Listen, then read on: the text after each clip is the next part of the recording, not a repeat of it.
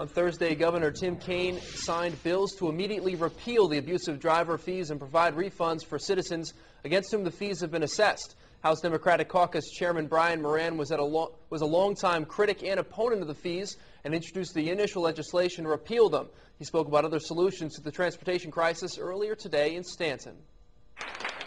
Over food and drinks, residents in the valley agree. Abusive driver fees were not the answer. Virginians stood up and said, this is not a good idea. The legislature has now responded. They listened intently as Delegate Moran discussed the legislation. He says he's happy with Kaine's decision to repeal and refund the fees. Transportation infrastructure can be an economic engine for the Valley and Southwest Virginia. And in Northern Virginia, we need to relieve the traffic congestion that our families are stuck in. It reduces productivity.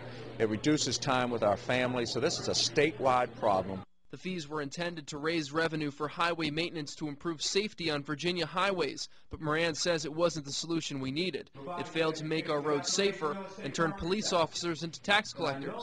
Law enforcement officers work hard every day making sure our streets are safe, and they should not be used as tax collectors collecting money to pay for transportation projects. The transportation debate is yet to be resolved. He says the end is in sight, and the House will work towards ensuring that highway maintenance is funded and the roads remain safe. We need a solution that is a bipartisan compromise. The governor has called both leaders, Democratic, Republican, House and Senate members, of which I am one, to his office. We'll continue these negotiations. Aside from talking about abusive driver fees, Delegate Moran also discussed the 2008 session of the General Assembly, the upcoming election, and his effort to crack down on internet child sexual predators.